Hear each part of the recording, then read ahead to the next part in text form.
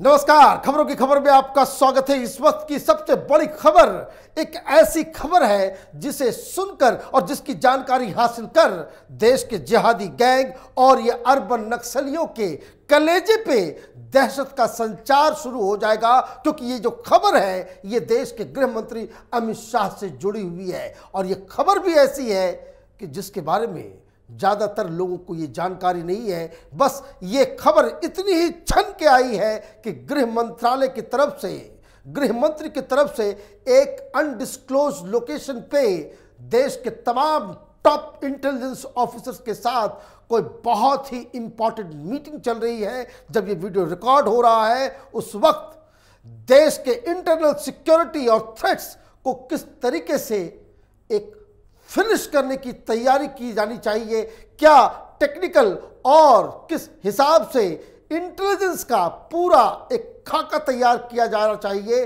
ताकि ये fight to finish किया जा सके।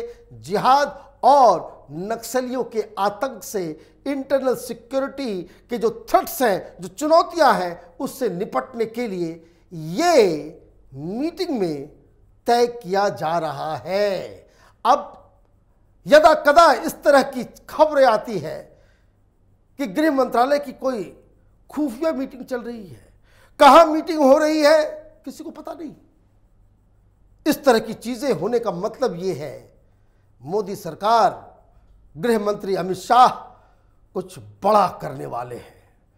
यह उसी तरह की मीटिंग है जिस तरीके से पाकिस्तान में घुसने से पहले, सर्जिकल स्ट्राइक से पहले, एयर स्ट्राइक से पहले ये सारी चीजें खुफिया रखी जाती है। उस तरह की high level secret meeting Amit Shah की चल रही है। कौन कौन लोग उसमें शामिल हैं ये मालूम नहीं, कहां हो रहा है मालूम नहीं, और क्यों हो रहा है इसके बारे में गृह मंत्रालय के सूत्र जो बता रहे हैं वो दिल दहलाने वाले हैं। क्योंकि ऐसा लग रहा है कि मोदी सरकार देश में जिहाद, ये पीएफआई, ये जो तमाम अलकायदा, आईएसआईएस, ये जो हिंदुस्तान में हर जगह अपने फुटप्रिंट्स बना रहा है, हर जगह जो अपने स्लीपर सेल्स तैयार कर रहा है, और ये जो अर्बन नक्सल के साथ मिलकर ये मीम और भीम का जो खेल खेल रहे हैं, इसको खत्म करने की एक पुरजोर तैयारी की जा रही है। क्या खबर आई है उसको सुनते ही आपको समझ में आएगा कि ये खुफिया मीटिंग कितना ज्यादा इंपॉर्टेंट है। The home minister will take stock of the overall internal security scenario, intelligence gathering network and other aspects needed to be addressed so that robust internal security is ensured in the country. The meeting is anticipated to cover issues like continued terrorist threat and global terrorist organizations, financing of terrorism, narco-terrorism, and the relationship between organized crime and terrorism, the illegal use of cyberspace, and the movement of foreign terrorist fighters. ये सारे मुद्दे हैं। मुद्दों का निचोड़ क्या है? ये जो जिहादी तत्व हिंदुस्तान में यत्र तत्र सर्वत्र अपने कारनामे को अंजाम दे रहे हैं, यह सरतन से जुदा करने का जो कार्यक्रम इस देश में अचानक से लॉन्च होता है, मालूम चलता है ये किसी बहके हुए नौजवान की करस्तानी नहीं बल्कि एक वेल ऑर्गेनाइज्ड गैंग का काम है। तो ये गैंग बन कैसे रहे हैं, किस तरीके से ये इंटरनेट का इस्तेमाल कर रहे हैं। गोरखपुर में एक आतंकी पकड़ा गया, आईआईटी का पढ़ा हुआ इंजीनियर, वो अलकायदा आईएसआईएस के लिए रिक्रूटमेंट का काम कर रहा है।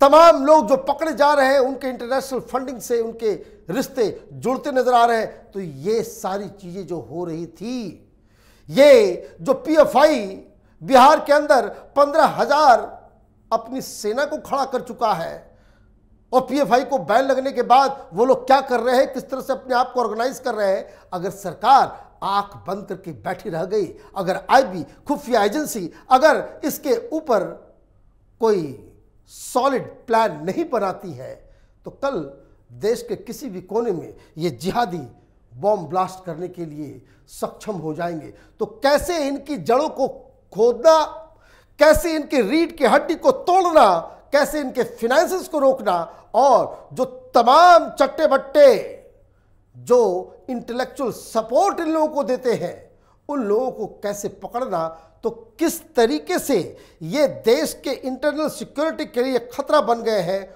उस पे कैसे नियंत्रण करना।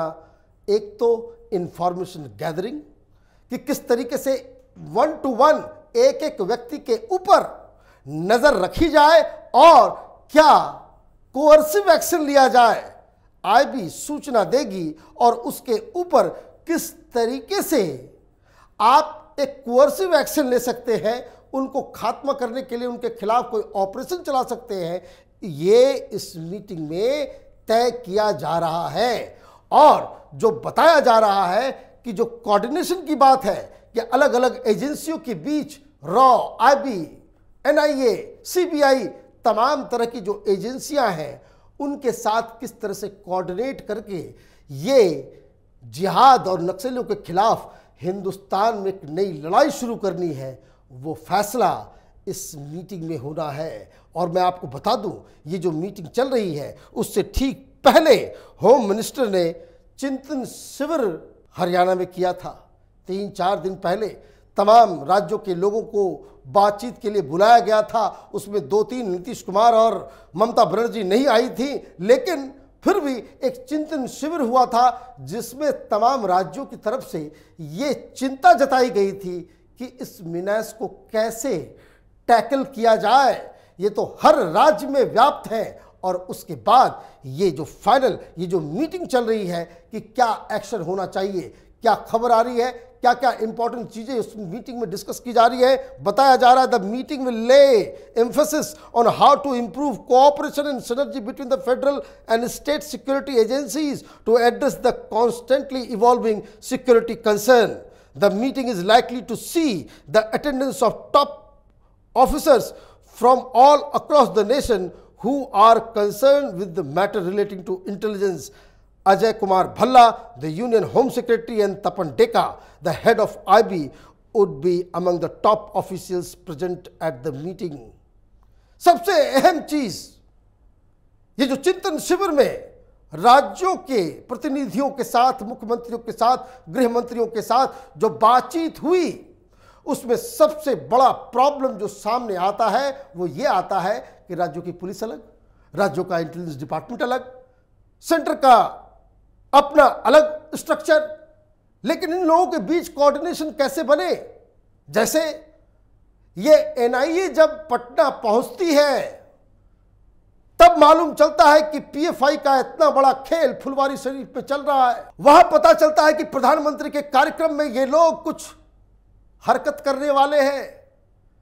इस बारे में एनआईए जब जानकारी देती है तब वहां एक्शन होता है। वहां की खुफिया एजेंसी क्या कर रही थी, वहां पे जो स्ट्रक्चर है खुफिया तंत्र का वो क्या सोई हुई थी, खबर क्या क्या आई और ये क्यों इंपॉर्टेंट है ये समझिए। बिहार के अंदर ये जो फुलवारी शरीफ के अंदर ये जो पीएफआई का पूरा नेटवर्क का खुलासा हुआ, मालूम चला कि इसके मेन लोग सुदूर गांव के अंदर जहां ये ट्रेनिंग दे रहे हैं, गांव के अंदर ये लोग सीसीटीवी कैमरा लगाए हुए, 10-10 कैमरे लगे हुए हैं कि गांव के अंदर कौन आ रहा है, कौन जा रहा है। गली के अंदर वहां की पुलिस क्या कर रही है, किसी सुदूर गांव में मुस्लिम बस्ती में इतने सारे सीसीटीवी कैमरा, जैसा लग रहा है कि कोई वहां कोई ओसामा बिन लादेन बैठा हुआ हो। तो आखिर पुलिस को ये बातें मालूम नहीं थी तो क्यों नहीं थी, और अगर मालूम थी तो ये एनआईए तक ये बात पहुंचने में ये विलंब क्यों लगा। ये छापेमारी के बाद, तहकीकात के बाद ये मालूम चलता है। ये सारी चीजें जानकारी तो पहले होनी चाहिए।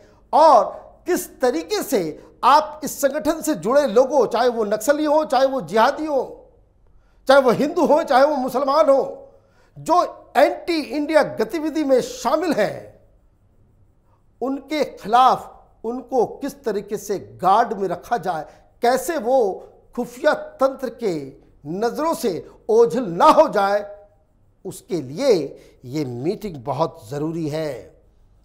एक तो इंटेलिजेंस गैदरिंग, कोऑर्डिनेशन, सिनर्जी, उसके बाद प्यूनिटिव एक्शन, कि आपके पास पहले तो जानकारी हो कि कौन कौन वो लोग हैं, कौन कौन वो प्रोफेसर हैं, दिल्ली में, जेएनयू में, पटना में, तो बेंगलोर में, तो टिस मुंबई में जो इस तरह की गतिविधियों में शामिल हैं, उनके लिए इंटेलिजेंस गैदर करना और उनकी गतिविधियों पर नजर रखते हुए ये पता होना चाहिए देश की इंटेलिजेंस एजेंसियों को कि ये लोग कर क्या रहे हैं आखिर।